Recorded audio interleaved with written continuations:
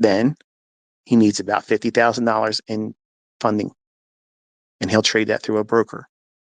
Now, his plan is, and this is what we sat down with, he's using Top Step. He has no interest in going into a live account for them. So he's trying to get to $10,000. When he makes $10,000, he's cashing out. He's taking that $10,000 and he's putting it in a real brokerage. Then he's going to trade that account up to what I just described. He's not rushing. He's not trying to go crazy pyramiding. He's just constantly just building it, and building it. After 2 months, I would like for him to go from trying to just get to $1,000 a week, which is what he grosses at his job. He actually grosses just below $1,000. He doesn't even really make $1,000, but it's like $980 some dollars, $990, something like that. That's what he earns. That's not a lot of money. But the good side, the upside is he doesn't need to do much to make that same amount of money trading. Now, for some of you, you think, wow, $1,000 a week. If I could do that, I would be successful, because you're never making profitable, consistent weeks, are you? You might make a money here, you might make a little bit of money there. Maybe you had a payout or two, but you end up blowing the accounts when you get back in there and try to do it again. You'll pass combines easily. I can pass a combine in 2 days, man. And when you get the funding account, what do? You shit the bed. Why? Because you're in a rush to make money, more money than you need right now. Who said you have to make $10,000 this month? Who said you have to make $5,000? Who says you have to make $1,200 today in this trade? You did. Nobody gave you that idea. You did. So I'm giving Caleb the goal. I'm giving Caleb the expectation to just simply take the trades that's given to you. Don't think about how much money you have to make that day, because you don't know what that framework's going to yield to you. Every trade is going to have a potential to make different amounts of money and different risks involved. So you have to just submit yourself to whatever the market is giving you that day based on the framework, that first fair value gap. Are we gapping opening higher? Okay, great. If the gap opening higher is occurring, that means your 30-minute bias inside the opening range is bearish. And you're going to try to use that first presented fair value gap as something to go short in. Is that hard? Is that logic that's complicated or complex? Nope. Mm-mm. And then I'm going to teach him to focus on a new week opening gap or new day opening gap clustering where there's several of them, and below an old low or relative equal lows. And that's his terminus. That's where it's going to draw to. That's not ambiguous. That's not something that's constantly evolving and changing. It's never ascertainable and never be able to see it in the charts. It's not hidden from him. It's not hidden from you now. That's his model. And you've been watching all the individual components deliver every single day in live stream. He has to be able to do that in his own hands. Now, he's going to have some problems. He's going to lose. He's going to take some losses and whatnot. And it's good for him to have that. I could sit there and tell him over his shoulder right now and say, push the button now, put your stop here, take your target there. I could do that. I could tell him, this is what you do, and we can run the account up to $20,000 in the first week.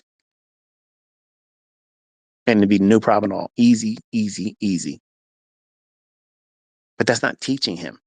I need him to feel the weight of driving back and forth to that job, having those rotating days off, because that's the motivator. That's what got him to the party here. And if I remove that real quick, he's going to get comfortable. He's going to get lazy. I don't want that.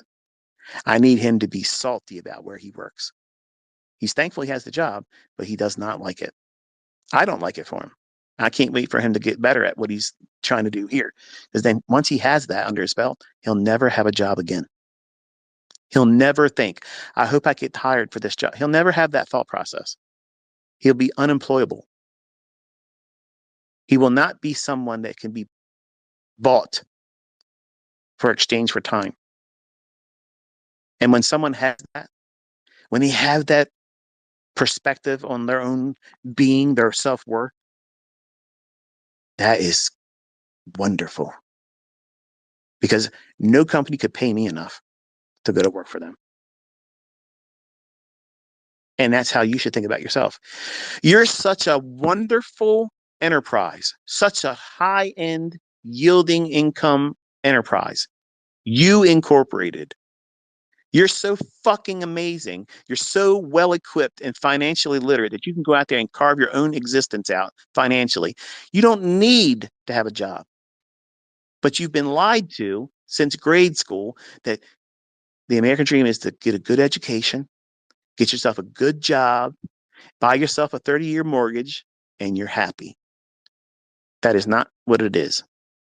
Happiness is being your own person, a free person, someone that's not tethered to someone else like a slave master and says, you must perform this or you're worth nothing to me. You're useless to me unless you come to work on time. And when I call you to work, you better fucking show up. If you don't show up on time, I'm going to punish you. I'm going to dock you. I'm going to reprimand you. That's a slave master. There's no other way around that. That's exactly what that is.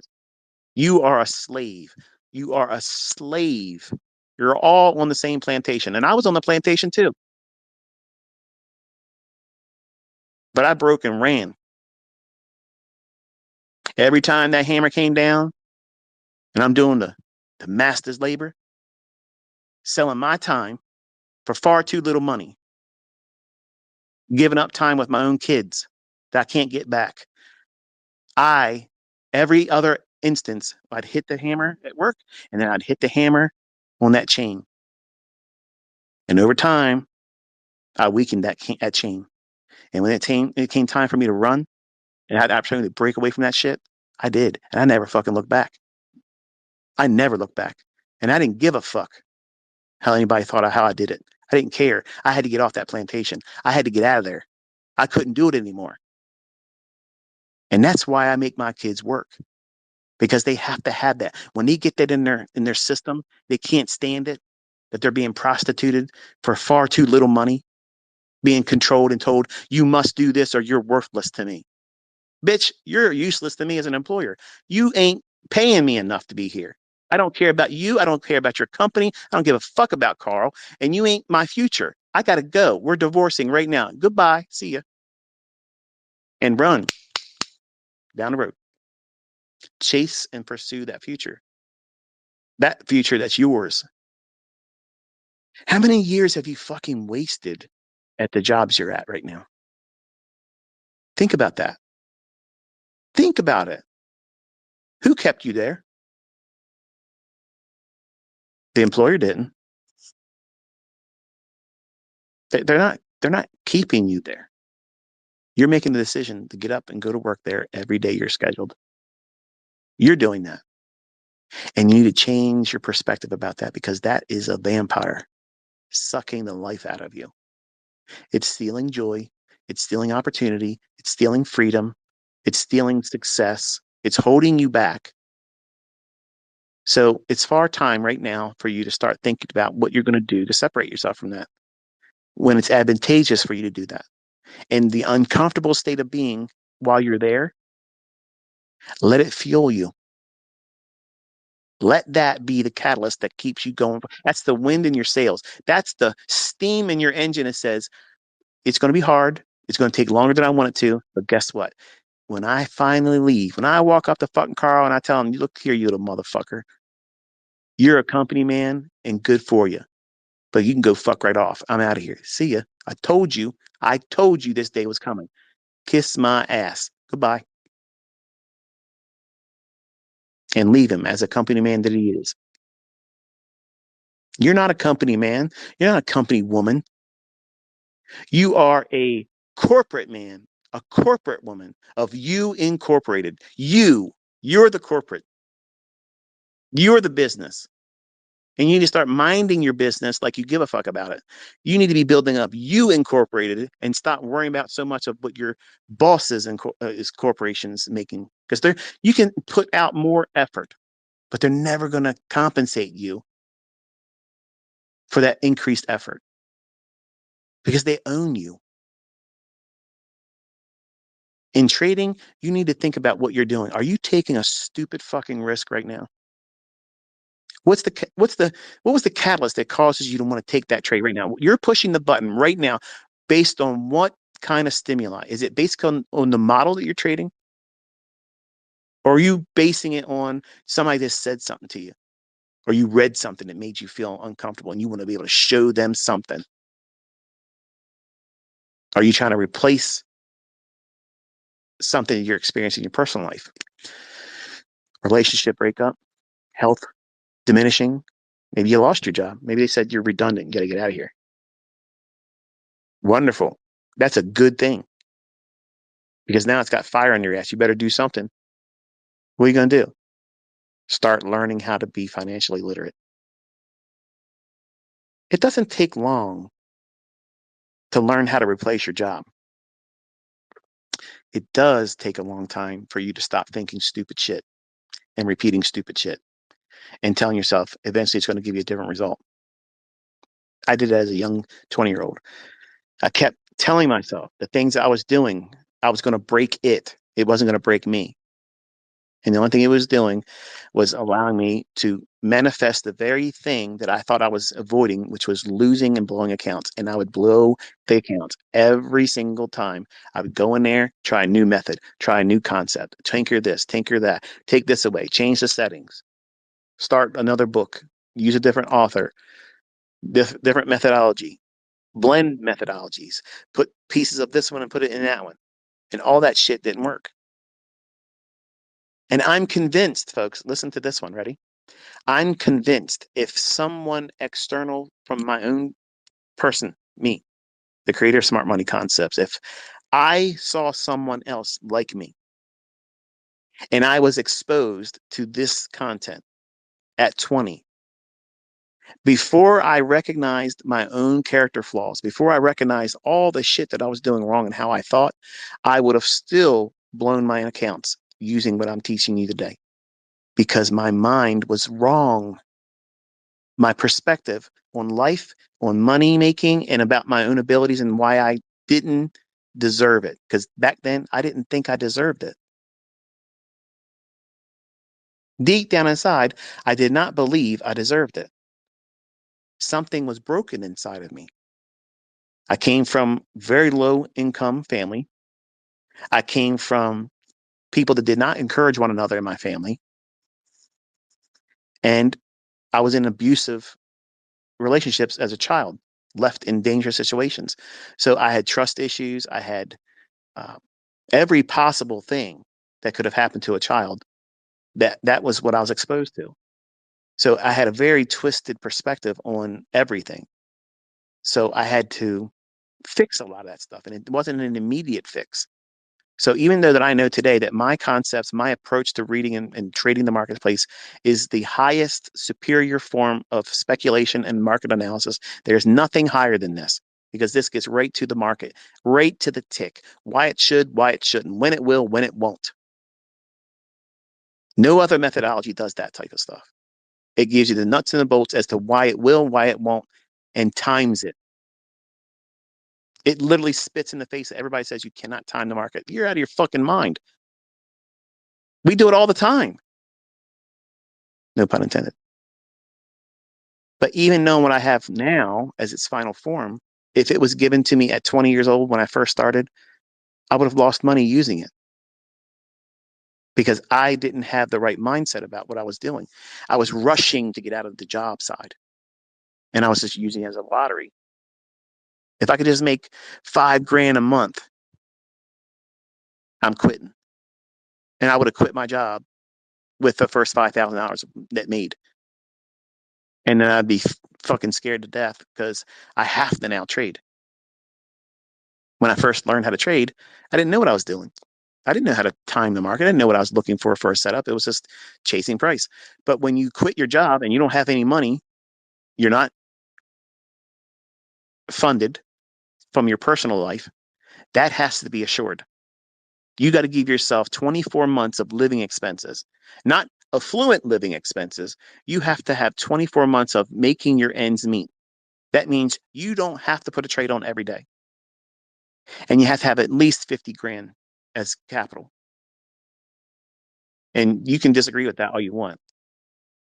But those that ask me, that's what I tell you. Minimum 50,000, ideally 100,000. 2 years in the bank. yielding interest, because you're not gonna want to dip into it, but you have it in case you do. And then you have your well-funded trading account. And if you aim for 1.5% per week, $1,500 is $1,500. It may not meet your present needs right now, but most of you probably don't even make that right now. Most of you probably don't even make $1,000 a week. And those that are in other countries don't even make $1,000 a month. So when you see the potential of using these concepts, where you're at geographically in third world nations, you would be considered affluent, making $50,000 a year. But you're trying to make $50,000 in a month because you see these people that are using 20 accounts and they're parlaying it up. But I promise you, they're scared shitless. They're stressed out. They're thinking about that shit before they go to bed, and they're thinking about it before they wake up. That's not what trading's supposed to be. That's gambling. And you Incorporated is not a casino. And many of you are treating your trading like casino, where you're just placing bets and hoping for the best. And worst case scenario, I just got to pay for resets. What the fuck is that? That's asinine. How about have one account? Have one account where you only got to worry about that one account. Grow it modestly, modularly, soundly. Build the experience without having greed attributed to it, because when you don't know how to trade well and you compound it by having 10, 15, 20 accounts, and then add to it even more that you're trading with other prop firms in addition to that, you're trying to get the maximum.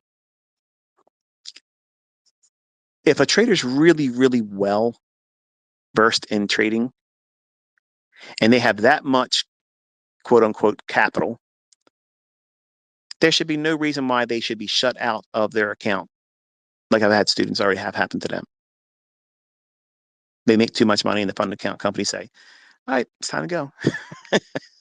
Okay, pay me out. Have a good life. See you later. They should be able to do that quickly. But you see them constantly rotating through resets.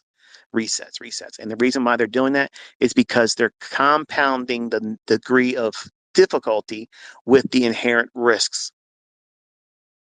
Instead of saying, I'm going to trade with one contract. I'm going to trade with one contract, and I'm going to focus on being excellent about my trading with one contract. And then get good at that. And then what you've done is you replaced any opportunity for greed or performance fear and anxiety, living up to expectations that the social media crowd would want of you. Everybody's got to be a multimillionaire payout now, or you're not the king of trading. You're not the GOAT of trading. Anybody, and even though you just recently saw somebody using my concepts do it, the aspects of over leveraging, anybody can do that. They can find themselves in a parlayed, over leveraged stream of trades where it just happened to yield out a very large payout. But can it be done again? Can it be replicated again? There's other prop firms out there. Can it be done again? Or one of those instances, once in a lifetime, everything fell in favor. The market was just moving so heavy-handedly, and then there you go. It just popped out like it's supposed to magically appear. I don't want my trading like that. You shouldn't want your trading like that. As much as it is nice to have $1 million, but $1 million is not that much money.